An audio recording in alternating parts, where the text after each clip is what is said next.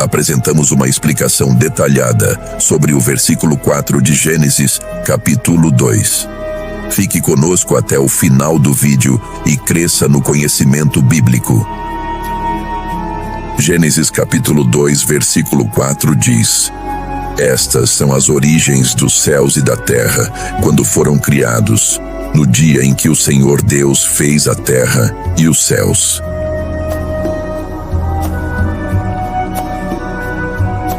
Introdução ao versículo. O versículo 4 do capítulo 2 de Gênesis é uma ponte entre dois grandes movimentos do relato bíblico.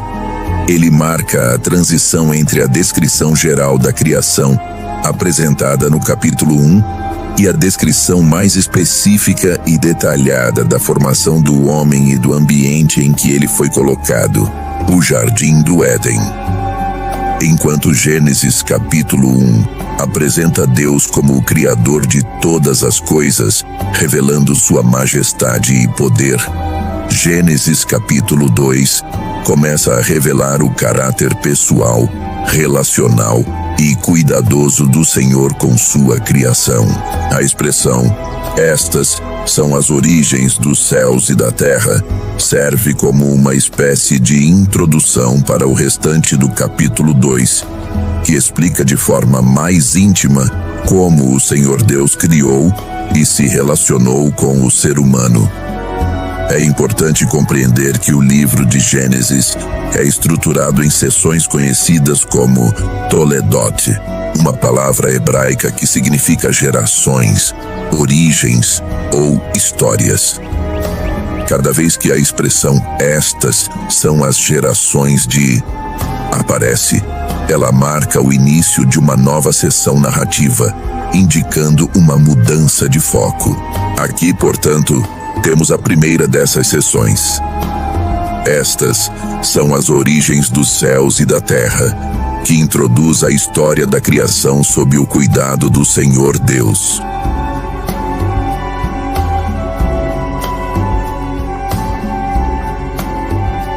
O significado da palavra origens.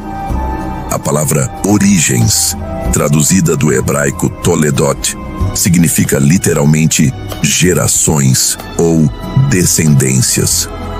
Essa palavra é usada em todo o livro de Gênesis para introduzir genealogias ou narrativas que explicam a continuidade da história. Por exemplo, em Gênesis 5:1 está escrito: Este é o livro das gerações de Adão. Em Gênesis 6:9, lemos: Estas são as gerações de Noé. Mas em Gênesis 2:4, o termo não se refere a uma genealogia de pessoas, e sim à genealogia dos próprios céus e da terra. Isto é, a história da origem do mundo criado por Deus. A ideia é que o que vem a seguir no texto mostrará como o mundo já criado foi ordenado e preparado para a vida humana. Essa expressão, portanto, não é apenas um título poético, mas uma marca teológica profunda. Ela nos ensina que os céus e a terra, tudo o que existe, tem uma origem. Não surgiram por acaso, nem de forças cegas da natureza, mas foram intencionalmente criados por um ser pessoal, sábio e poderoso, o Senhor Deus.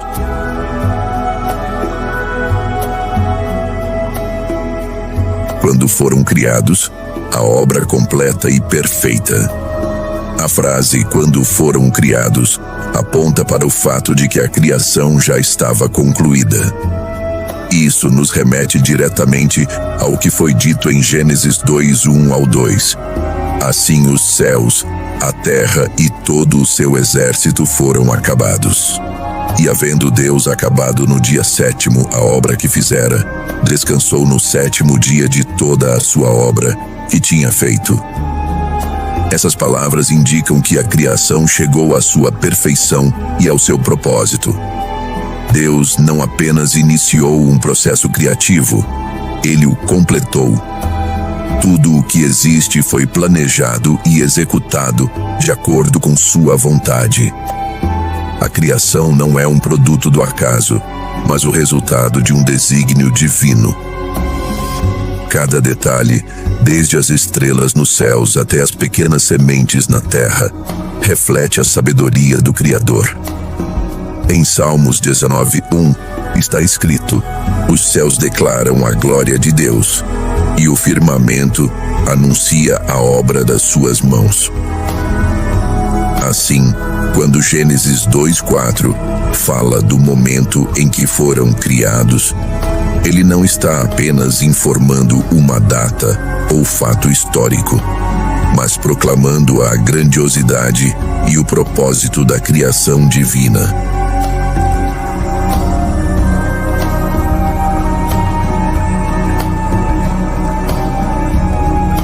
No dia em que o Senhor Deus fez a terra e os céus, a revelação do nome divino. Aqui ocorre uma mudança importante. Pela primeira vez na Bíblia, aparece a expressão Senhor Deus. No capítulo 1, o Criador é mencionado apenas como Deus, Elohim, um título que enfatiza sua majestade, poder e transcendência. Já em Gênesis 2:4, o texto introduz o nome Senhor, que é o nome pessoal de Deus, revelado posteriormente a Moisés em Êxodo 3:14, quando o Senhor declara: Eu sou o que sou. Essa combinação, Yahvé Elohim, une duas dimensões do caráter divino. Elohim, o Deus Todo-Poderoso, Criador do Universo. Yahvé, o Deus da aliança, o Deus que se relaciona com o homem, o Deus pessoal e próximo. Assim, em Gênesis 2:4, a Bíblia começa a revelar não apenas o poder criador de Deus, mas também sua intenção de se relacionar intimamente com o ser humano. Ele não é um criador distante, mas um Senhor que cuida, provê e se envolve com sua criação. A inversão de ordem, a terra e os céus. Note que neste versículo a ordem é invertida. No início lemos os céus e a terra, mas na segunda parte do texto aparece a terra e os céus. Essa inversão é intencional. Em Gênesis 1:1, o foco era o universo em sua totalidade, os céus e a terra como um todo. Agora, em Gênesis 2:4, o foco se volta para o que ocorre na terra, o ambiente onde o homem será formado e viverá. A partir daqui, a narrativa deixa de tratar da criação cósmica e passa a tratar da criação humana e da relação entre Deus, o homem e a terra. É como se o escritor sagrado dissesse: agora que o universo está completo, vejamos o que aconteceu na Terra, o cenário onde a história da humanidade começa. Deus não apenas criou os céus e a terra, Ele também preparou o mundo para que o homem pudesse viver em comunhão com Ele.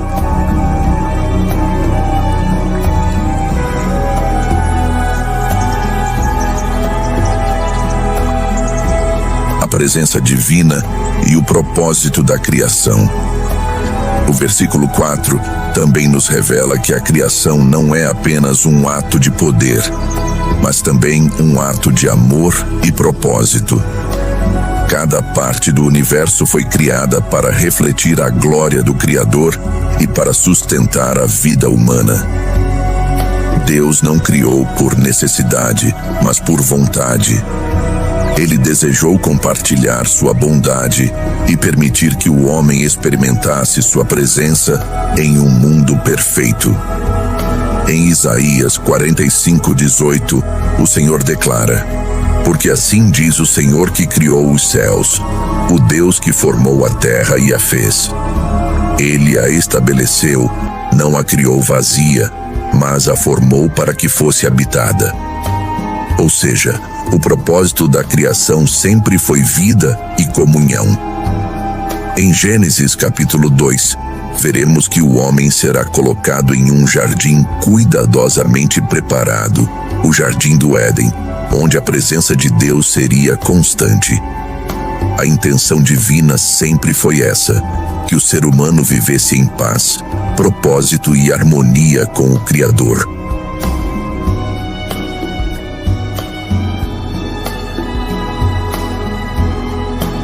O contraste entre o Criador e suas criaturas.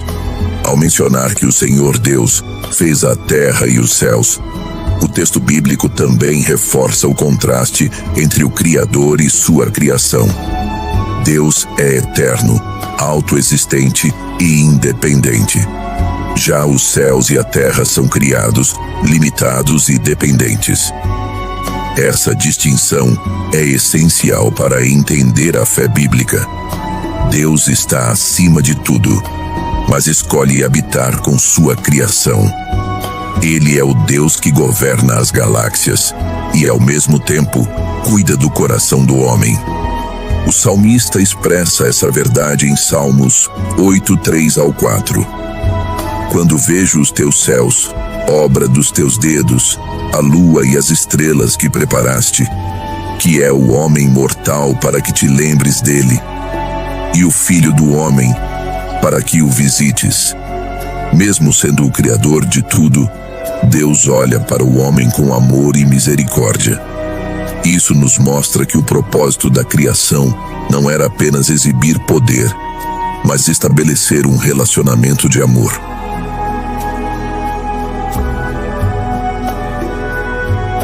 Conclusão. O início de uma nova história. Gênesis 2:4 é um versículo de transição, mas profundamente teológico. Ele fecha o relato cósmico da criação e abre o relato relacional e humano. Ele declara que o mundo existe por causa do poder criador de Deus e que tudo foi feito para a glória dele. A partir daqui, veremos um Deus que se aproxima, que forma o homem com suas próprias mãos. Gênesis 2, verso 7. Que planta um jardim para ele. Gênesis 2, verso 8. E que estabelece comunhão direta com sua criação. Em resumo, Gênesis 2, verso 4, é o elo entre o infinito e o íntimo, entre o Deus que cria o universo e o Deus que habita com o homem. Ele nos lembra que o mesmo Deus que estendeu os céus é o mesmo que deseja escrever a história da nossa vida.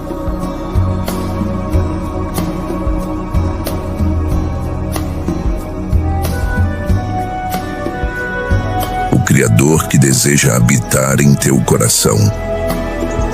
Ao contemplarmos o poder de Deus revelado na criação dos céus e da terra, somos levados a reconhecer que tudo o que existe foi formado por suas mãos, cheias de amor e propósito.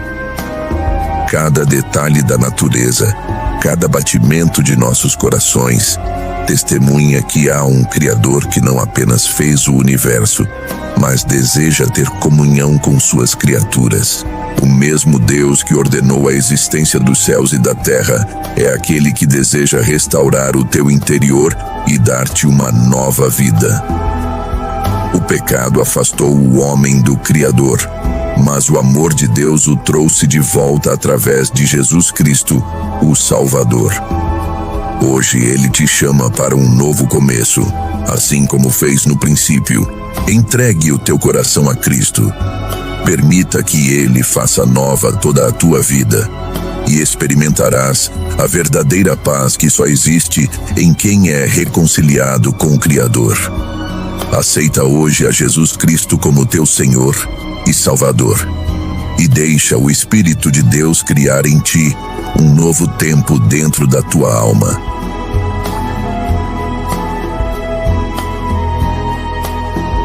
Se esta mensagem tocou o seu coração, não saia sem agir. Inscreva-se em nosso canal, ative o sino das notificações e compartilhe esta palavra com alguém que precisa ouvir a voz de Deus. Juntos, vamos espalhar a luz do Evangelho e levar a salvação a muitas vidas. Que o Senhor Jesus abençoe poderosamente você e sua casa, e que a presença de Deus permaneça em seu coração todos os dias.